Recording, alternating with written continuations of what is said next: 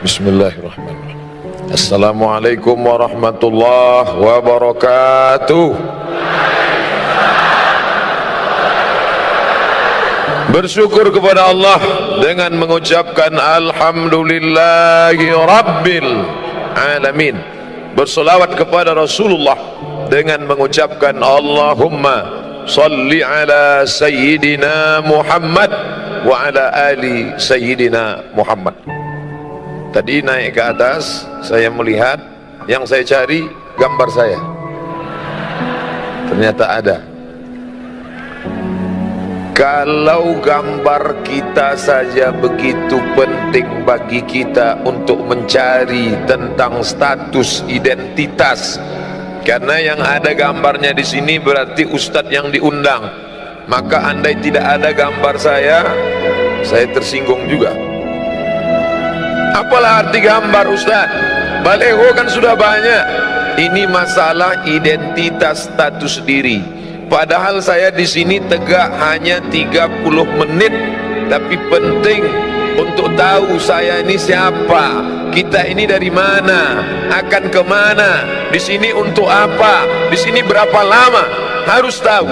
Bayangkan nanti begitu kita di akhirat ternyata tempatnya tidak ada. Jadi mau booking tempat, disinilah tempatnya. Di alam yang tidak disuruh untuk lain kecuali untuk beramal. Alladzi khalaqal mauta, Allah yang menciptakan mati. Wal hayata, Allah yang menciptakan hidup. Untuk apa Allah ciptakan hidup dan mati? Yang tidur dengan kita tadi malam sama-sama tidur, tidak semuanya bangun pagi ini. Ada yang dibangunkan oleh istrinya, Mas bangun, kita mau lari pagi. Ternyata dokter dipanggil memeriksa leher, tidak lagi ada nafas, hembusan angin tidak lagi ada, denyut nadi tidak lagi ada. Jadi gimana Bu dokter? Bungkus kain kafan sudah siap, rumah yang besar tinggal tak lagi bermakna. Maka ketika kita hidup sampai pagi ini semua adalah nikmat besar. Ada orang kirim WA ke saya, Ustadz Somad, ya, kenapa Allah ciptakan hidup? Boleh nggak saya minta mati saja, lalu kemudian nggak usah ada sorga, nggak usah ada neraka? Membaca itu saya emosi. Kamu cari jembatan, kamu terjun, mati saja kamu. Habis itu dia nggak WA lagi. Saya yang cemas, jangan-jangan dia betulan terjun. Padahal kalau dia mau cari jawabannya ada di juz 29 surat yang pertama. Kalau dibaca 30 ayat ini sebelum tidur malam, dijaga Allah dari azab kubur. Kita bolak-balik minta, Allahumma inni a'udzubika min azabi jahannam wa min azabil qabr. Minta jauhkan dari azab kubur. Tapi kalau kau baca 30 ayat ini, Allah jauhkan dari azab kubur. Apa dia? Surat Al-Mulk juz 29 surat yang pertama. Tabarakalladzi biyadihil mulku wa huwa ala kulli syai'in qadir. Alladzi khalaqal mauta, Allah yang menciptakan mati. Wal hayata, Allah yang menciptakan hidup. Allah ciptakan hidup, Allah ciptakan mati. Lalu engkau berada di antara dua tangisan.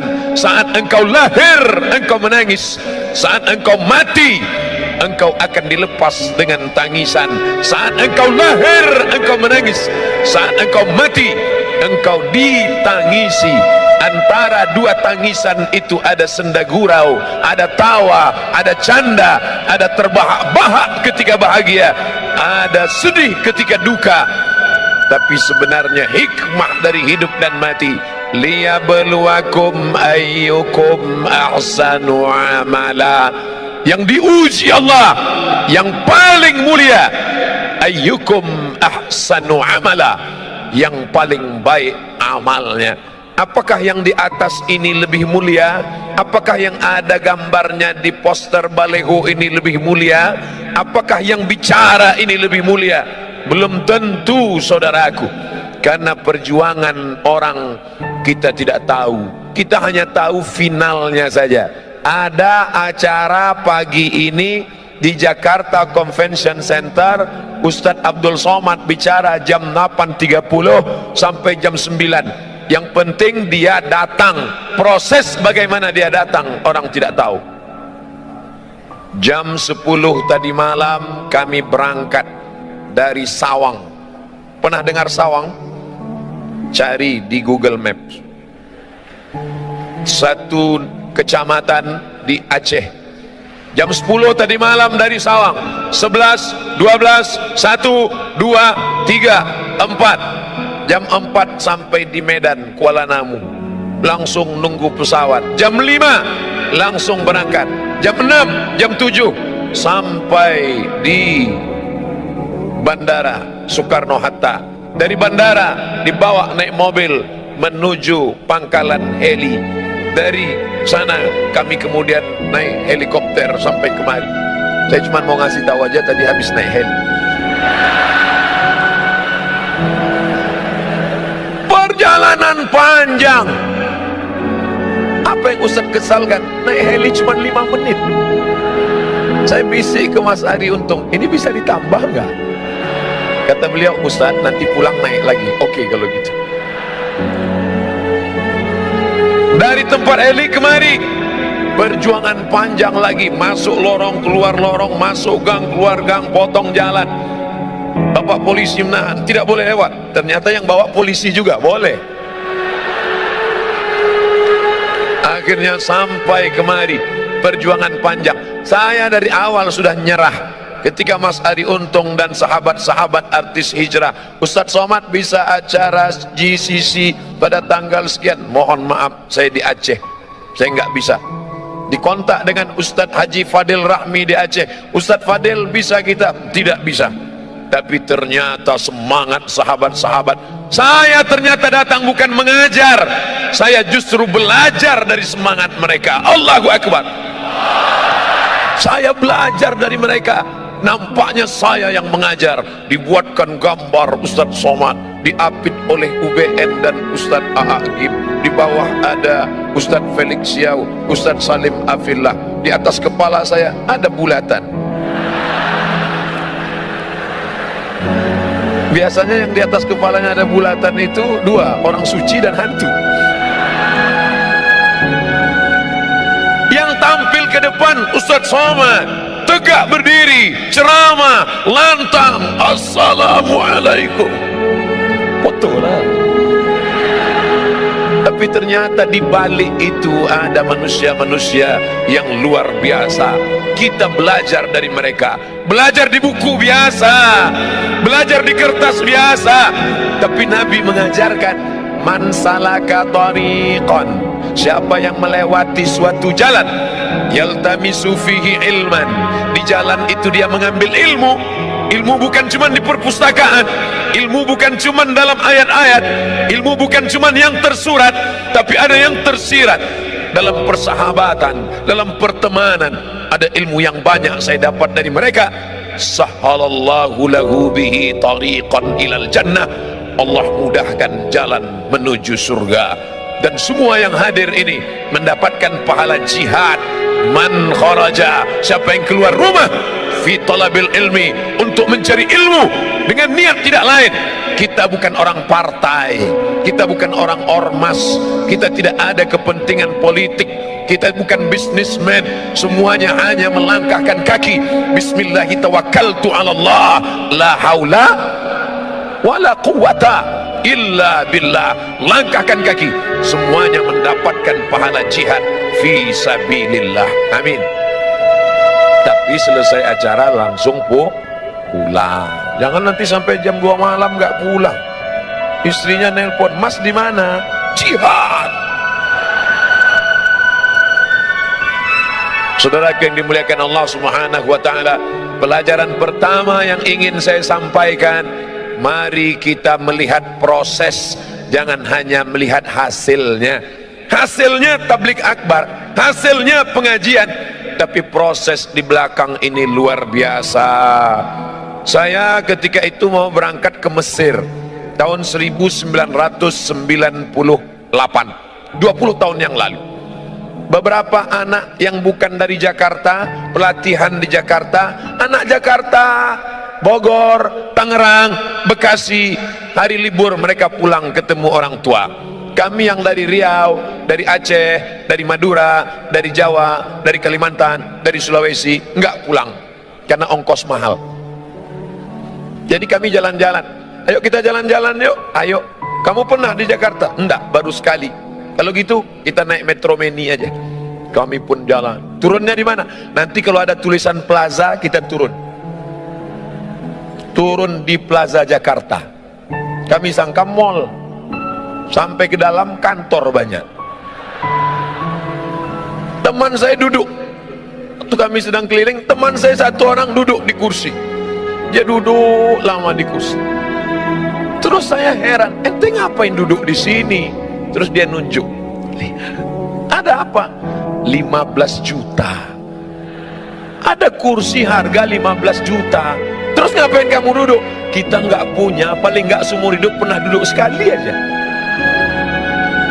Semua orang ingin duduk di kursi kayu jati, ukiran indah, dipajang di Plaza Jakarta.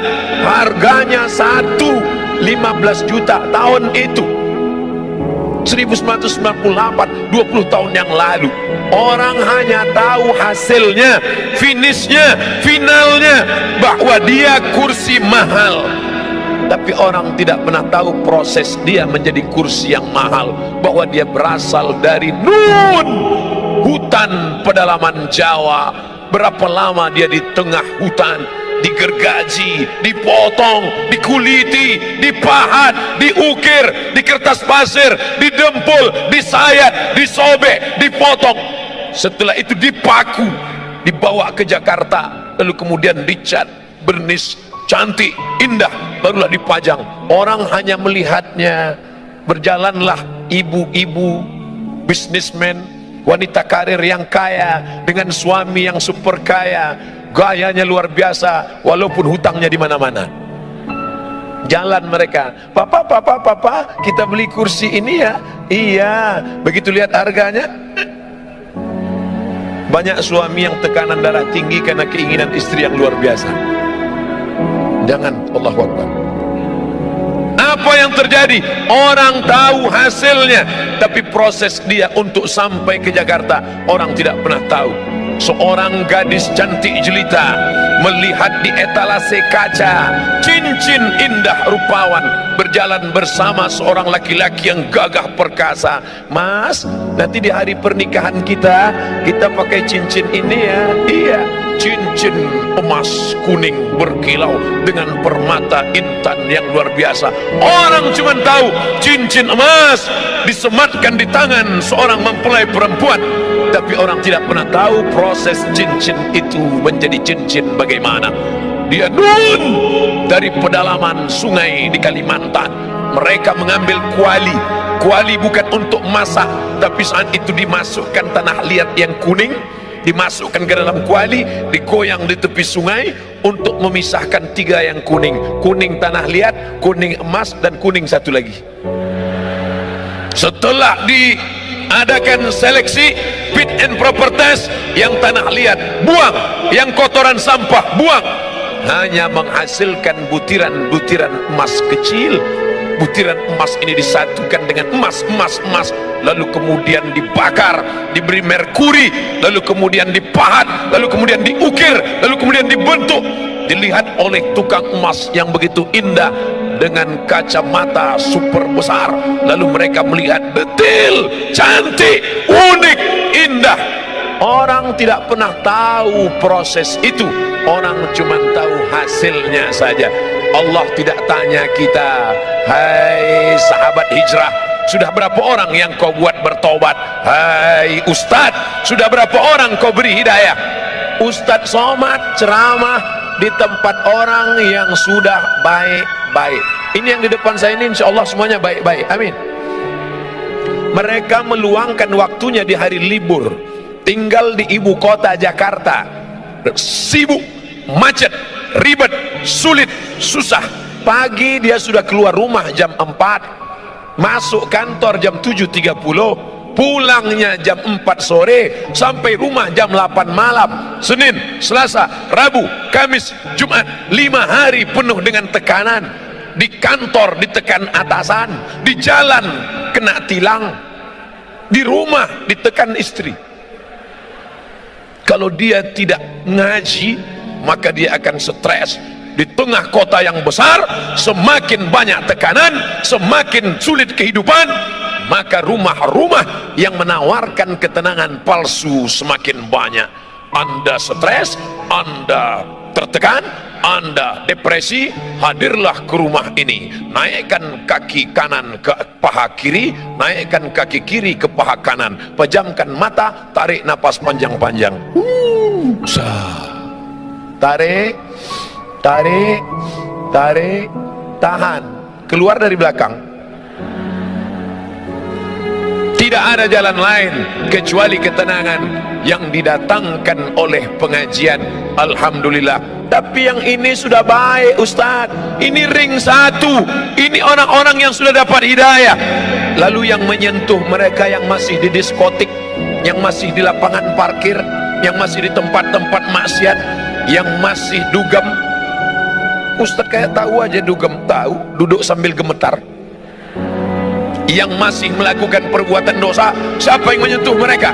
Ustaz Somad hanya tabligh akbar di depan orang banyak. Semuanya sudah siap. Mobil disiapkan, pesawat disiapkan, helikopter disiapkan, ojek disiapkan, tempat duduk disiapkan, pentas disiapkan. Kalau mau berdiri silakan berdiri, nanti kalau enggak tahan silakan duduk. Bantal sudah siap kalau mau baring, mikrofon sudah siap, lampu sudah terang, semuanya sudah oke. Abdul Somad jihadnya tidak ada, tapi nun di sana. Dia bukan LCMA, dia bukan ustadz, dia bukan doktor, dia tidak pernah di Mesir, dia tidak pernah di Kairo, dia tidak pernah di Madinah, tapi ternyata dia lebih mulia daripada Ustadz Somad. Yang mengatakan begitu siapa? Nabi Muhammad sallallahu alaihi wasallam. Ayyahdiyallahu bika rajulan wahidan, satu orang dapat hidayah dari mulutmu, khairum min humurin na'am, lebih baik daripada kau memiliki seekor onta yang merah. Onta merah, kendaraan termahal zaman Nabi SAW. Siapa yang mendapatkan itu? Bukan engkau Ustaz, bukan engkau Ustaz. Foto siapa yang Ustaz tunjuk? Ya saya sendiri. Ustaz lainnya nggak boleh. Bukan engkau Ustaz Somad, tapi mereka yang di sana di sela-sela ngobrol sambil makan. Dia tidak ceramah. Jangan mentang-mentang udah ngaji lalu pulang dari sini kumpulkan teman-teman, assalamualaikum, neraka jahanam, neraka, neraka. Bukan begitu. Sambil ngobrol, bro, kita ini udah lama kenal ya. Iya. Kerja kita gini terus ya. Iya. Kerja, pulang makan tidur, pulang. Dapat rumah pribadi, mobil pribadi, rumah pribadi, kebun pribadi, bini pribadi. Terus habis ini kita mau kemana ya? Hidup ini mau kemana ya? Kita sudah buat apa ya? Masa hidup kita gini-gini terus? Makan, tidur, nikah, punya anak, punya rumah. Makan, tidur. Apa beda kita dengan ikan mas koki dalam akuarium? Makan, siang kasih pelet, sore kasih pelet. Habis itu punya anak. Habis itu mati lampu, mati. Apa beda kita dengan ayam yang diternak, dikasih makan, dikasih makan, dikasih makan, kawin, bertelur, punya anak, habis itu dipotong, mati. Orang hidup tidak punya misi. Siapa orang yang paling rugi? Pernah hidup di atas muka bumi Allah, bernafas dengan paru-paru titipan Allah, dengan udara dari Allah, buah pinggang pinjaman dari Allah, tapi tak pernah mengajak orang ke jalan Allah. Mengajak bukan mengejek, merangkul bukan memukul. Saya tahu paham masih ada yang belum pakai jilbab utuh, masih pakai jilbab pasrah tapi tak rela. Ustaz Somad siapa? Buya Hamka, Haji Abdul Malik Karim Amrullah. Doktornya 3 dari Al Azhar Kairo, doktor. Dari Universitas Sutomo Beragama, doktor. Dari Universiti Kebangsaan Malaysia, doktor. 3 doktornya. Saya sakit hati dengan Buya Hamka. Saya 4 tahun di Mesir, Al-Azhar cuman ngasih LC, lagi cemas. Buya Hamka nggak pernah di Mesir, tidak pernah kuliah di Al-Azhar. Al-Azhar yang mengundang dia. Buya Hamka datang ke Jakarta, langsung dikasih doktor honoris causa. Hamka luar biasa. Ketika Buya Hamka pengajian di Bandung, ada seorang perempuan tidak pakai jilbab, kukunya panjang, kuteknya tebal. Selesai pengajian, perempuan itu mendekat. Buya, ya, saya masih begini penampilan saya, boleh saya ngaji? Silakan. Gimana pendapat Buya? Anakku, nanti kalau imanmu menebal, kutekmu akan menipis. Lembut tapi sampai ke sanubari. Kalau imanmu menebal, kutekmu akan menipis. Saudariku, kalau imanmu menebal, lipstikmu akan menipis. Saudariku, kalau imanmu menebal, bedakmu akan menipis. Ustadz nunjuknya kok ke sini. Nanti kalau ke sini kebetulan kena wajahnya tersinggung. Saudara yang dimuliakan Allah Subhanahu wa taala, "Lau kunta fazzan ghalizal qalbi," kalau kau kasar, kata-katamu menyinggung perasaan, tidak mungkin mereka akan mendekat. Sedangkan Nabi Musa gagah, perkasa menghadapi Fir'aun, kejam, zalim, luar biasa. Tapi apa kata Allah? Wa qula lahu qawlan layyina, katakanlah kata-kata yang lembut, la'allahu yatadzakkara aw yakhsha, mudah-mudahan Fir'aun tersentuh hatinya. Makanya Fir'aun tidak meminta, ya Allah beri aku tongkat abrakadabra bim salabim, kalau dipukul ke laut merah akan terbelah jalan. Berikan aku tongkat, kalau ku pukul ke lantai memancar 12 mata air. Tidak. Apa yang diminta oleh Musa? Rabbishrahli sodri, lapangkan dadaku, lapangkan dadaku menerima orang banyak ini, menghadapi Fir'aun. Wa yassirli amri, mudahkan urusanku. Wahlul uqdatam min lisani, mudahkan urusanku. Wahlul uqdatam min lisani, hilangkan yang membuat aku tidak bisa bicara, sulit aku bicara. Wahlul uqdatam min lisani, supaya apa? Yafqahu qawli, supaya mereka paham ucapanku. Itu juga doa tadi yang saya baca sebelum naik ke atas. Ya Allah, yang akan kuhadapi ini hambamu, yang kuijak ini bumimu, yang kukatakan ini firmanmu, yang kusampaikan ini sabda nabimu. Tolong aku, tak ada beda aku dengan mereka. Aku sama-sama hina, rendah, tak ada apa-apanya. Ini kuasamu ya Allah. Begitu juga dengan adik-adik yang kebetulan di kantornya, di kampusnya jadi rohis, bicara depan orang banyak. Ustadz Somad, tolong beri kami pelatihan Ustaz. Saya kalau ngomong depan orang rasanya mikrofon tuh mau copot. Assalam. Gimana sih caranya Pak Ustaz? Anggap yang ada di depanmu itu, walaupun dia menteri, walaupun dia profesor, walaupun dia pejabat, walaupun dia orang kaya, engkau hamba Allah, aku hamba Allah. Engkau hebat karena kau duluan lahir. Walaupun kau orang kaya, walaupun kau pejabat, walaupun kau konglomerat, walaupun kau diplomat, walaupun penjual tomat, maka engkau semuanya sama di hadapan Allah. Tapi dalam hati aja, jangan diomongin. Jangan nanti diminta. Berikut ini mari kita dengarkan kultum dari adik kita rohis. Walaupun kalian pejabat, walaupun kalian orang kaya, nanti dia tersinggung. Cabutlah kalau gini. Saudaraku yang dimuliakan Allah Subhanahu wa taala, hidup ini berapa lama? Kemarin baru reuni dengan teman-teman, 20 tahun nggak ketemu. Ke Mesir 98, sekarang 2018, 20 tahun nggak ketemu. 20 tahun yang lalu imut-imut, sekarang tahu sendiri. 20 tahun nggak ketemu, pertanyaannya anak kamu berapa? Anak kamu berapa? Ada juga yang iseng, istri kamu berapa? 30 tahun gak ketemu, pertanyaannya sudah mulai berubah. Kamu sakitnya apa? Aku di bawah, asam urat. Aku di tengah, jantung koroner. Aku diabetes mellitus. 40 tahun gak ketemu, pertanyaan mulai berubah. Makam Somad di mana? 50 tahun nggak ketemu. Pertanyaan mulai berubah.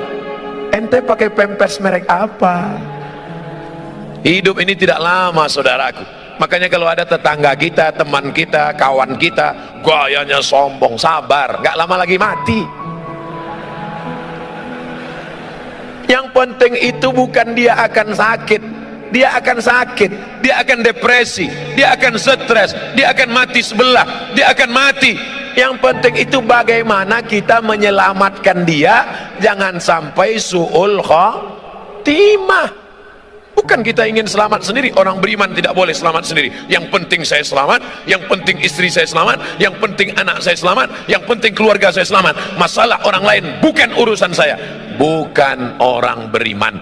La yu'minu ahadukum, kamu tidak beriman hatta yuhibba li akhi, sampai kau sayang kepada saudaramu ma yuhibbu li nafsi, sama seperti sayang pada diri sendiri. Inilah dunia. Dunia ini bukan luas, saudaraku. Inilah dunia pentas panggung sandiwara. Dari ujung, tengah, sampai ke ujung. Semua yang naik ke atas pentas ini pasti turun. Semua yang naik ke atas pentas ini pasti turun. Agim sudah naik ke atas pentas ini? Sudah. Habis masanya beliau turun. Ustaz Hanan At-Taqi sudah? Sudah, turun. Ustaz UBN sudah turun. Ustaz Salim sudah turun. Sekarang giliran saya.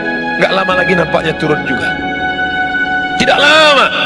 Kira-kira kalau waktunya sudah habis, apakah boleh Ustaz Somad ketika datang berbisik, Ustaz, mohon maaf, waktu sudah habis, saya nggak mau turun? Nggak bisa. Sampai masanya kita akan turun, saudaraku. Maka jangan bersedih, jangan berduka, jangan takut. Penyakit yang paling mengerikan dalam hidup adalah takut sedih.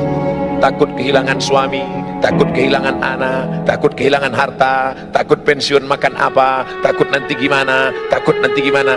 Hilangkan rasa takut. Takut Pak Ustaz, ada yang maha besar. Angkat kedua tanganmu, serahkan pada Allah. Allahu Akbar. Kepala ini terlalu kecil, saudaraku. Kepala terlalu kecil. Dunia mau kau masukkan ke kepalamu, nanti pecah, pecah pembuluh darah. Tapi jangan gara-gara ini lalu selesai pengajian nggak ada mikir dunia. Pulang dari sini bawaannya santai aja. Bro, gimana program kita visi misi ke depan? Aku mau mati aja udah. Jangan. Besok masuk kantor tetap semangat. Yang bisnis lanjutkan. Ibu-ibu entrepreneur lanjutkan. Tapi orientasi bukan dunia semata. Yang cari rezeki niatnya untuk apa? Bangun pesantren, dirikan masjid, sekolahkan anak yatim, bantu fakir miskin. Cari dunia, bisnis sibuk, tapi orientasinya bukan untuk beli tas kulit 1 lemari, bukan untuk beli baju 3 lemari, bukan untuk beli cincin sampai 4, kemana-mana jalan gini terus. Sebentar-bentar, jam berapa ya? Lama.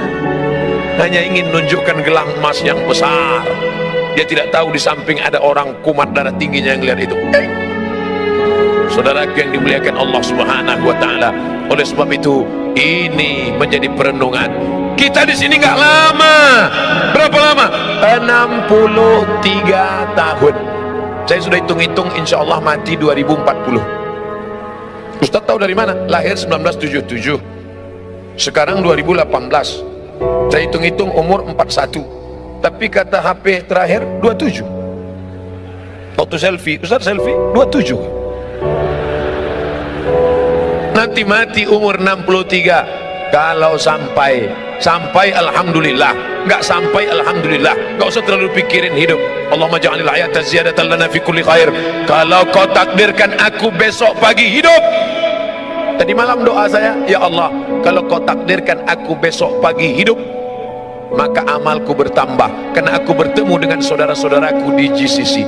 Tapi kalau kau takdirkan aku tadi malam mati, alhamdulillah, berarti pagi ini tidak lagi melihat orang pakai rok panjang tapi resleting belum dipasang.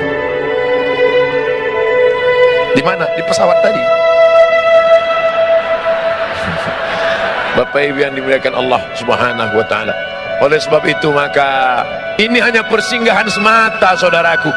Kita ini dari mana? Alam roh. Kita dari alam roh. Bapak, ibu, saya, panitia, adik-adik, sahabat-sahabat artis hijrah, kita dari alam roh. Habis dari alam roh kemana? Mampir ke alam rahim 9 bulan 10 hari. Cuman 9 bulan 10 hari. Yang mau nambah nggak bisa. Setelah itu pindah kemana? Pindah ke alam dunia 63 tahun. Habis dari sini kemana? Ke alam kubur. Berapa lama? Nunggu ditiupkan sangkakala hari kiamat. Habis alam kubur kemana? Alam akhirat.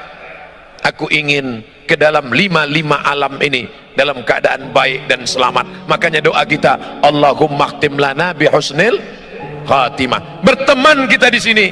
Setelah mati nanti juga tetap berteman. Begitu dapat berita jamaah SMS, Ustadz yang kemarin memberi materi di GCC ternyata sudah meninggal dunia. Apa kata jamaah? Memang sudah kulihat tanda-tandanya kemarin. Biasa kan Ustadz itu pakai baju putih, kemarin tiba-tiba pakai baju berwarna, langsung mati dia. Biasa kan Ustadz itu pakai peci, tiba-tiba dia pakai topi hijrah face. Orang selalu mengait-ngaitkan dengan sesuatu yang tidak biasa. Mati, meninggal, putuskah hubungan kita? Tidak. Sahabatku dari Jakarta akan berkata untuk almarhum Ustadz Abdul Somad di Pekanbaru, Al-Fatihah. Jangan baca sekarang, mengalir saudaraku. Walaupun sudah mati meninggal, kalian akan tetap mengingat Abdul Somad. Bahkan mungkin dalam keadaan duduk selesai salat, Bismillahirrahmanirrahim, Qul huwallahu ahad, Allahu somad. Ada WA masuk, Ustaz, saya setiap baca Qul huwallahu ahad, Allahu somad selalu ingat Ustaz. Yang WA anak gadis lagi. Saudaraku yang dimuliakan Allah Subhanahu wa taala, tapi yang paling kita inginkan adalah ketika nanti di padang mahsyar tidak ada atap, tidak ada tenda. Saat itu Allah mencari ainal muta'abbuna bijalali, mana yang dulu di dunia berkasih sayang karena aku, yang dulu berteman karena aku, yang dulu bersahabat karena aku. Azilluhum tahta zilli, aku mau beri mereka naungan, mau beri mereka atap, mau beri mereka tenda. Pada hari itu tidak ada naungan kecuali naungan aku.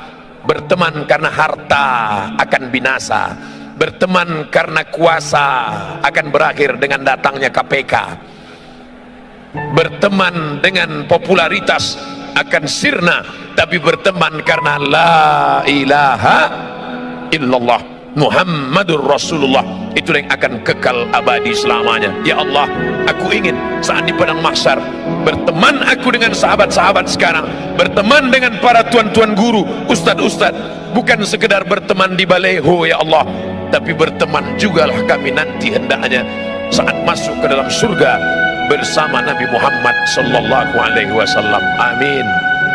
Ternyata masuk surga itu tidak sendirian, masuk surga itu berjamaah. Wasiqal ladzina taqaw rabbahum ilal jannati zumara. Sumara, berjamaah. Makanya yang sudah buat komunitas jamaah, pemuda hijrah, artis hijrah, petato hijrah, potato hijrah, terus berjamaah. Pejuang subuh, geng motor syariah, jombloan sejati, terus harus komunitas hijrah. Hari ini berkumpul semuanya dalam komunitas yang besar bernama Hijrah Fest. Nanti dipanggil oleh malaikat. Berikut ini masuk surga nomor kelompok 005 Hijrah Fest dari Jakarta. Masuk semuanya. Yang pertama Adi Untung, karena beliau yang jemput saya ke airport tadi. Masuk. Pas masuk semua komunitasnya, panitia, kameramen, security, semuanya masuk. Ustadz Somad ada di belakang. Ditanya sama malaikat, ini Hijrah Fest? Enggak, karena enggak ada di dalam daftar, karena kemarin ngaku enggak bisa, jadi enggak ada dalam daftar namanya. Ini kok bisa masuk sini? Ternyata ada ceramah 30 menit. Masuk. Itulah gunanya kita menggabungkan diri dengan orang-orang soleh, orang-orang baik. Mudah-mudahan pertemuan kita ini bertemu di dunia, bersahabat di dunia, sampai mati tetap berkirim doa, dan sampai masuk ke dalam surga tetap bersama. Wa adkhilnal jannata ma'al abrar, masukkan kami ke dalam surgamu ya Allah bersama orang-orang yang baik, ma'al habibil mustafa al-mukhtar, bersama Muhammad sallallahu alaihi wasallam. Ala hazihi niyah wa kulli niyatin salihah. Al-Fatihah. A'udzu billahi minasy syaithanir rajim. Bismillahirrahmanirrahim. Alhamdulillahi rabbil alamin. Ar-Rahmanir Rahim. Maliki yaumiddin. Iyyaka na'budu wa iyyaka nasta'in. Ihdinas siratal mustaqim. Siratal ladzina an'amta 'alaihim ghairil maghdubi 'alaihim waladdallin. Amin. La tada' lana dzamban illa ghafartah, segala dosa-dosa kami di masa lalu ampunkan ya Allah. Wala aiban illa satartah, segala aib cacat kami tutupi ya Allah. Wala dainan illa qadaitah, hutang piutang kami lepaskan kami dari riba ya Allah. Wala maridan illa syafaitah, ada di antara kami yang kau uji dengan penyakit, sabarkan dia, angkat penyakitnya, sembuhkan, sehatkan ya Allah. Wala mayitan illa rahimta, yang sudah meninggal dunia lapangkan kuburnya ya Allah. Wala aziban illa zawajta, yang lajang, yang gadis ingin menikah, mudahkan jodohnya, temukan dengan orang baik-baik yang amanah ya Allah. Wala raghiban illa anjabta, yang ingin punya anak, berikan anak yang saleh dan salihah ya Allah. Rabbana ighfir lana dzunubana, ampunkan dosa kami, wali abaina, ayah kami melepuh kulitnya mencarikan makan sekolah kami, tak dapat kami balas, belum bisa kami membahagiakannya ya Allah. Wali ummahatina, ibu kami, berapa kali dia tidak jadi solat tahajud malam karena kami merengek sampai pagi. Berapa kali dia diusir dari majelis yang ramai karena kami menangis, membuat dia malu, hilang raut wajahnya di depan orang banyak. Berapa kali dia tidak jadi solat duha karena kami kencing di kainnya, tak dapat kami balas budi baiknya. Andai kami kaya, bisa kami bawa dia haji di umrah ke Baitullah, tapi itu pun tidak dapat menebus satu kali pekikan teriakannya saat melahirkan kami. Meregang nyawa dia melahirkan kami ya Allah. Andai dia masih hidup, pulang dari sini kami peluk tubuhnya, kami cium tangannya, kulitnya yang rapuh, rambutnya yang sudah memutih. Andai dia masih hidup, dapat kami belikan makanan yang enak, pakaian yang cantik dan bagus untuk menyenangkan hatinya. Tapi sebagiannya sudah meninggalkan kami ya Allah.